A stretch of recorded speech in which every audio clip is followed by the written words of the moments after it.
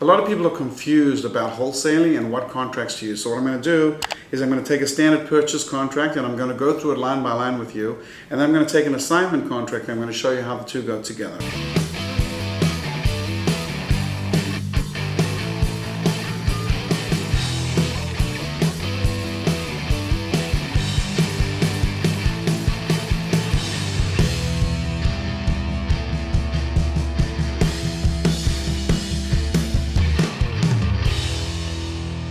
One of the number one questions we get on our website is what contracts should we use for wholesaling, or how do we fill out the contract? So I'm going to cover that right now. So this is a standard purchase and sale contract that I use. I'm going to go through them line by line. So the first step is today's date, right? So I got the date right here.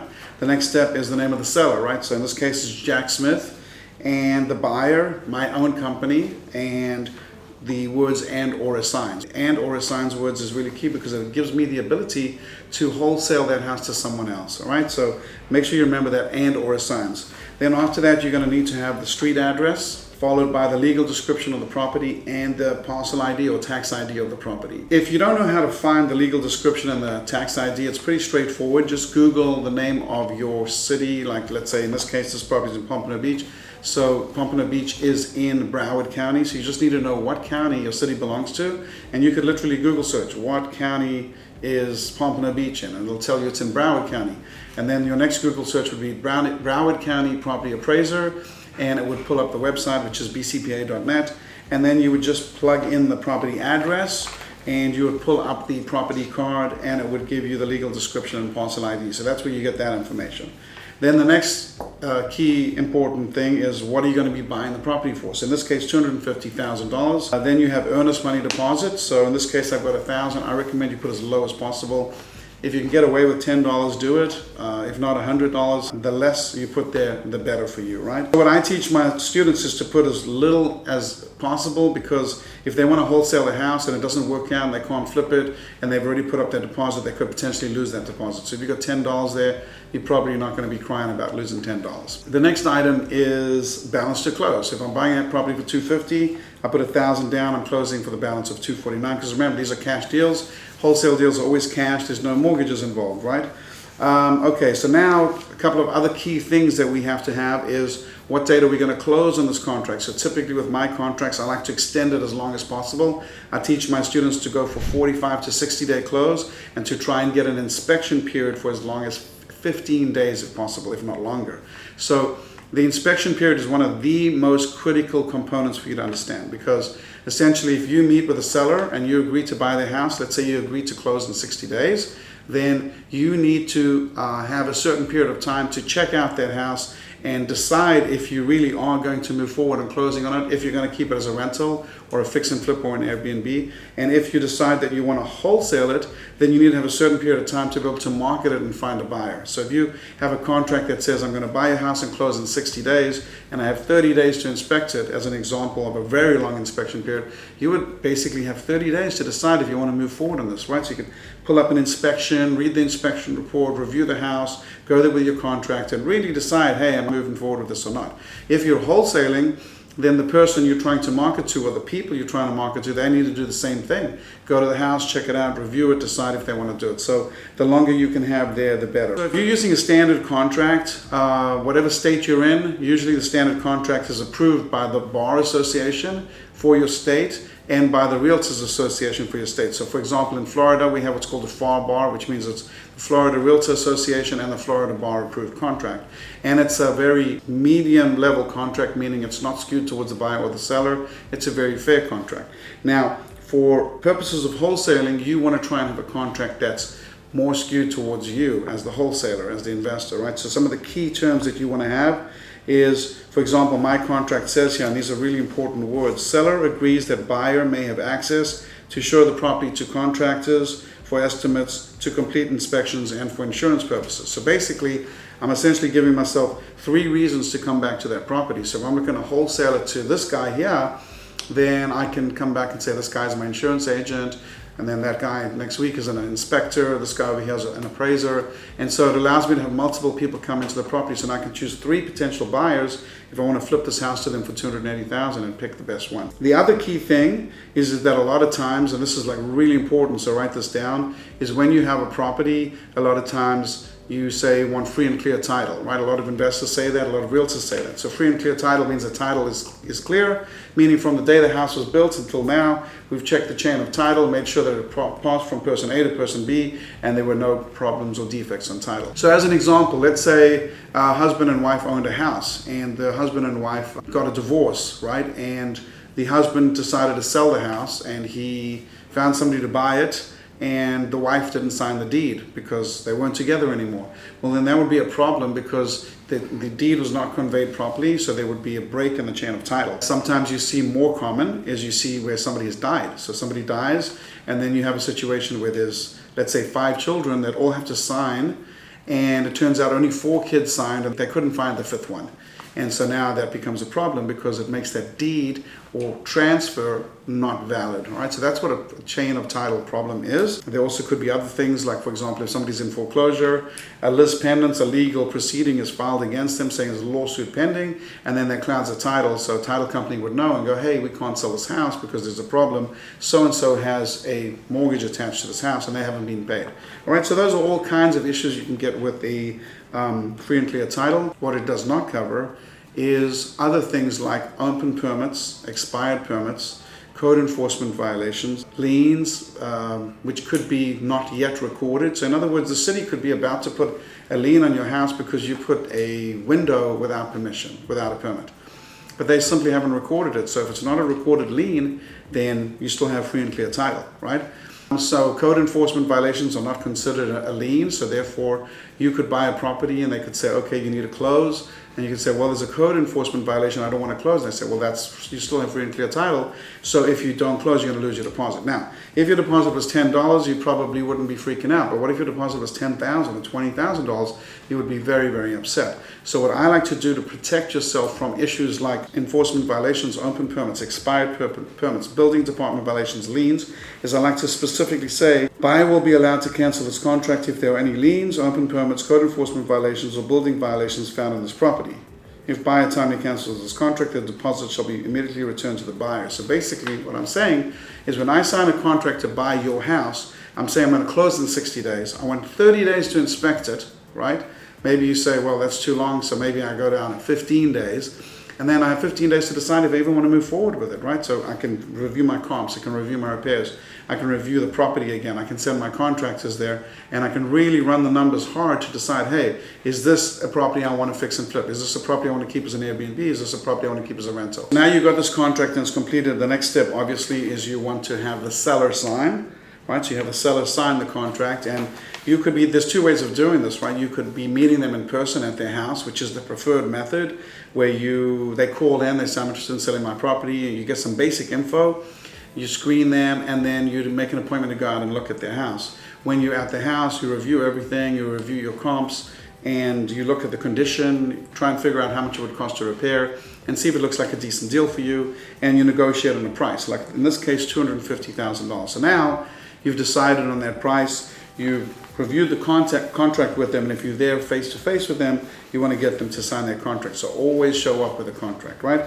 Now, sometimes another tool that you can use is DocuSign. So you could have a DocuSign account, and you can take the same contract, you could load it into DocuSign, and you can email it to a seller. So let's say I'm speaking to a seller, and the house we recently purchased in Kissimmee is an example of this. So the seller's 4 hours away. I don't want to drive 4 hours, right? So the house is $295,000 on Zillow, and we are buying it for $180,000. So I send him a contract, and then he signs it via DocuSign as the seller, and then I sign it afterwards. Now, there's a key point on that, very, very important, and a lot of people don't tell you this, right? Is that you want to make sure you don't send them a signed contract. You want to make sure that they sign the contract, because here's what happens if you sign it and send it to them. They will then take your offer and go to all the other companies and try and shop your offer, meaning this guy offered me $250, and then the next guy will say, well, I can do $255, and you'll end up losing the deal, and then all that money that you put into marketing and advertising is going to go down the drain. So a better strategy is to send the contract to the seller, and then just tell the seller, listen, my offer's good until 5 p.m. today. So now basically they are under some pressure to sign the contract and be rid of it. Or if they want to try and shop your offer, then they're going to say, well, I don't know if I'm ready to sign it right now. And then in that case, that gives you the ability to say, well, why? What's going on? And sometimes they say, well, I'm meeting somebody else tomorrow. I've got 2 other companies coming. And then one way you can react to that is you can say, like, look, here's the deal. My recommendation is go and meet the other companies and then see who gives you the best offer, and then come to me and I will see if I can beat it, all right? Now, there's pros and cons to that strategy. In the good world, you would like to think that the guy's going to try and go for the best offer, and if somebody offered him $255, he's going to come back and say, hey Lex, can you beat $255?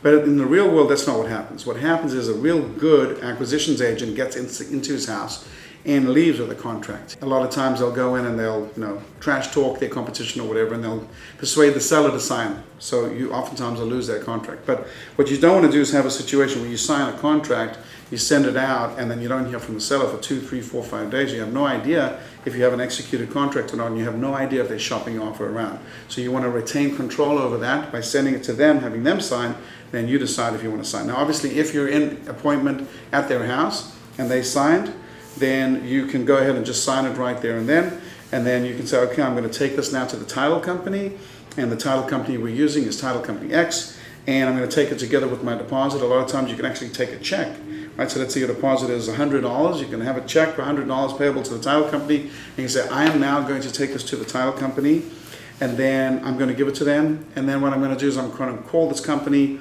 We like to use a company called Max Home Inspections.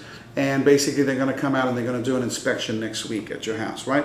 So a lot of wholesalers, they don't do the inspection part. They essentially try and flip the house to someone. If they can't find a buyer in 6 days, they just cancel the contract, or they go to the seller and try and reduce the price. But what I actually like to do is actually do the inspection, because if stuff comes up in that inspection, let's say I've spent $400 on an inspection report.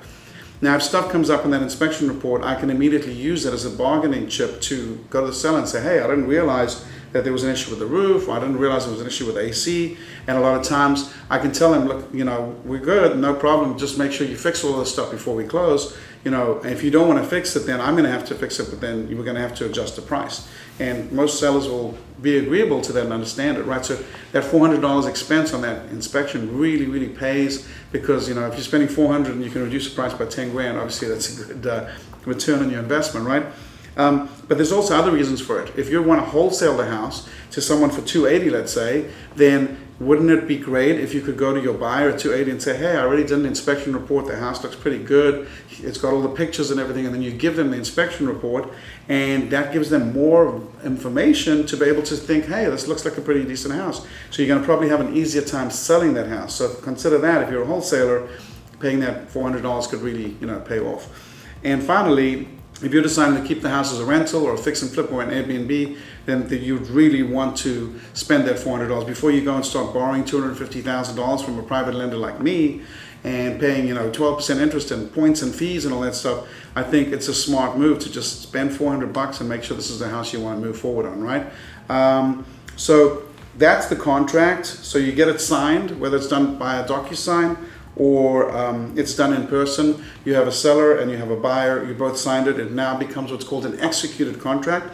The executed means signed by both parties, and the date. So let's say you have 10, 15 days inspection period. The date that starts is the day that the last person signed. So if the seller signed on Monday and the buyer signed on Tuesday, then from Tuesday is when you start counting those 10 days, right? So if the seller signed, you sent them a contract, they send it back to you, and you wait till tomorrow to sign, you just bought yourself an extra day of inspection, right?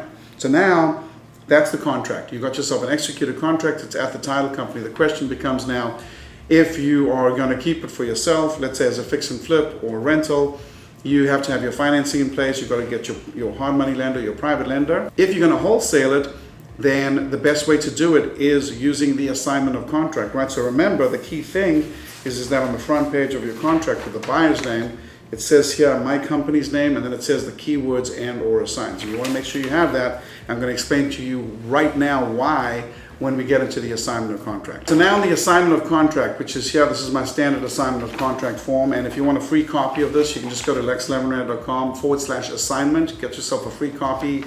in Word. You can download and you can use it. Legal disclaimer, maybe you want to run it by your attorney or ask your attorney to prepare an assignment of contract. But if you just want to learn and see what this form looks like, it's pretty straightforward. So now I've got this contract here.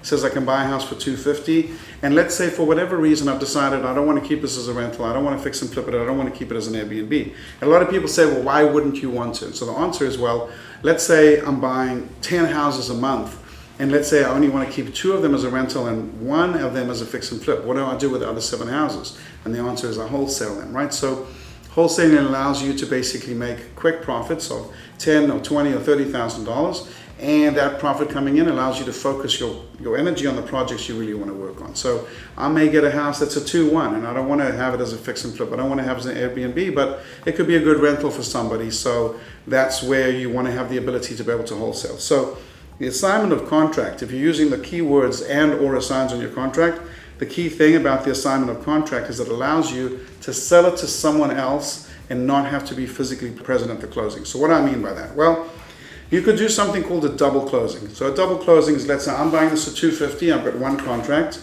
Now I go and create another contract just like this, almost the same. The only difference is the price is $280, and now the seller is me and the buyer is someone else. And then I go to a title company and I say, hey, I'm buying this property from this guy at $250, and then I'm selling it to that guy at $280, and we're doing it both on the same day. But the problem with that strategy is there's really 2 problems, right? Number one, I'm going to have to line everybody up on the same day, right? I'm going to have to buy this property and sell it, which means if something comes up, they say, hey, I have to delay it, I have to close tomorrow or next week, then you can have a problem because you've agreed to buy it from person A on such and such a date, and if you don't close on that date, you could lose the contract, right?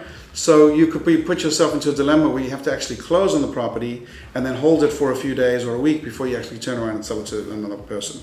The second problem is you've got to pay 2 closing costs. You're paying closing costs to buy it, you're paying closing costs to sell it. And third problem, you have to be physically present. In other words, I can't be in Paris on vacation with my family if I have to be at the title company signing closing documents. And so those are the main issues right now. I can solve all of those problems by just putting the words and or assigns. So if I put the words and or assigns right here in my purchase contract, then I can now assign it to that guy for $280, and I don't have to physically be present. I can be out of the country. He shows up at the title company, he closes, the title company just wires me the 30 grand. So that's the first advantage. The second advantage is I don't pay any closing costs at all because he's closing, he pays closing costs, and I pay 0. I just get a check for the net amount, which is $30,000. So you can see why this is so appealing. So basically, I don't have to be physically present, I don't have to pay any closing costs, and I just get a check from the title company. Assignment of contracts is definitely a very, very powerful, valuable tool. Question, when would you not use an assignment of contract? So I'll give you a couple of scenarios where it's a good idea, or and sometimes you're prohibited from using an assignment of contract. So first off, if you had an unusually large spread, let's say you had a probate house and there was a hoarder house and the roof was bad and there was mold in it and it was really bad shape, and you threw out a really low offer like $20,000 and the seller accepted it because the seller may be the heirs of the person that died. So maybe the person that died is in Florida, the heirs were in Seattle, and they didn't really want to come back to Florida, they didn't want to pack up the house. They just said, what's the most you can give us? And you said 20, and they said, okay. But you think you can flip it to someone for 100. So if you went and you created an assignment of contract and said, I'm buying a house for 20 and flipping it to you for 100, there's a very good likelihood that your buyer is going to freak out and come back and try and renegotiate with you. So he might say, hey, I'm not buying this house for 100 if you bought it for 20. Sell it to me for 30 or sell it to me for 40, and you lose all that spread, right? So that's one reason why you may want to double close and not use an assignment of contract. Typical fees, where I think most buyers like myself would not have a problem, I would say run it around like the 5% level. So in other words, if I'm buying 5 to 10%, so if I'm buying a house for 100,000 and somebody got it for 90, I'm not going to really care too much if they're making a $10,000 fee. But if they're making a $50,000 fee, that's going to raise a little bit of an eyebrow, right? And I might be like, why am I getting marked up so much as the buyer, right? So that's one scenario where you just have to gauge the assignment of contract. Another problem that you have with the assignment of contract is that a smart buyer is going to ask for a copy of the original contract, because after all, this assignment of contract is saying, hey, I'm assigning this contract to you. So therefore, a smart buyer, right, someone who's sophisticated, who's bought a lot of property, is going to say, I'm not signing this for $30,000 until you send me a copy of this contract. So what some people do, wholesalers, in order to protect themselves, is a couple of things. They put the end price in here, all right? And then on the contract over here, they go and white out, or they blur out the purchase price. And they say redacted, right? So basically what they're saying is, you don't know what I bought this for, and if you want it, this is the price. So that's a strategy, but at the end of the day, sometimes it's a strategy that can backfire if you're wholesaling, and I'll tell you why. And this is a big problem in the wholesaling business, and it works out to, Ayn Rand, the author, has a saying, and she says, people will always revert to acting in their own selfish best interest. And at the end of the day, that's very true, right? So it's not nice, right, that we as humans tend to be like that, but it's reality. So the problem on an assignment of contract is if they see the seller and they see the seller's Jack Smith, they may go to that property and knock on the door and go, hey, listen, I see you selling this property to Lex, and I'm willing to give you $5,000 more than what he's offering you. And so we call that in the wholesaling business going around you, right? And it can be a big problem because sometimes they could have property listed in the MLS, and a buyer may go to the property and see the realtor sign in the yard, and then call up a realtor and create a problem for you because you already have it under contract. Or if you're going directly to the motivated seller, they may just go knock on the door and try and buy the house. So myself personally, what I prefer to do is I prefer to close, right? I prefer to actually close on the property and own it and put a lockbox on it. So I have a system in place where I have one guy that goes and changes the locks and puts a lockbox. Then I have another guy that goes and takes pictures. So now that I've physically closed on the property and I know the condition, I'm able to take those pictures and give it to a potential buyer, or I'm able to review with my contractor and get a quote to move forward. So after I close and own it, then I can decide, do I want to put this on my deal blast? Do I want to email it out to buyers? Do I want to list it on the MLS? Or do I want to fix and flip it? So a lot of times what I do is I do a combination of both, meaning I'll say to myself, okay, I'm buying this at $250 and I think I can flip it for $490, but it needs $50,000 in work. So if I run the numbers backwards, I calculate $490 less the commissions, less the repairs, less the cost of holding the property, the interest, property taxes, everything else.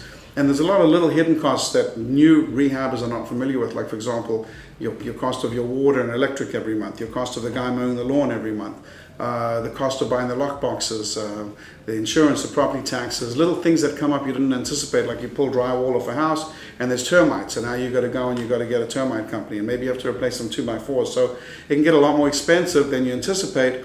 So I like to put a little bit of a margin in there, and then I work it out backwards, and I say, okay, if I close on this at $250 and I put 50 into it, which is $300, and let's say I had an extra cost, so $310 or 10 or 20, I'm into it at $320. If I sell it to someone at, let's say, let's say $490, after commissions, where am I going to be at? And then I run the numbers backwards and I just try and throw it on the MLS at that number.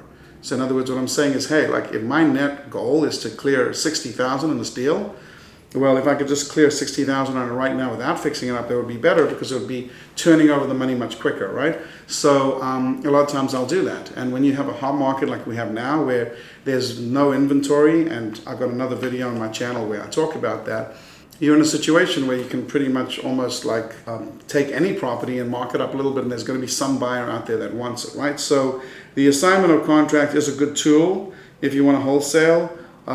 What's really appealing about it, and the reason so many wholesalers are attracted to it, is because you can essentially wholesale and flip any house without being physically present. So that can create all kinds of situations that are beneficial for you. As an example, let's say you decided you wanted to live the laptop lifestyle. You wanted to be like a digital nomad. You wanted to go and hang out in Portugal for a month and live in an Airbnb. Well, as a wholesaler, you could do that, right? Because you could have a system where you're marketing for sellers. Sellers could come in. You could have lead managers taking those calls. They could be VAs or people you hire.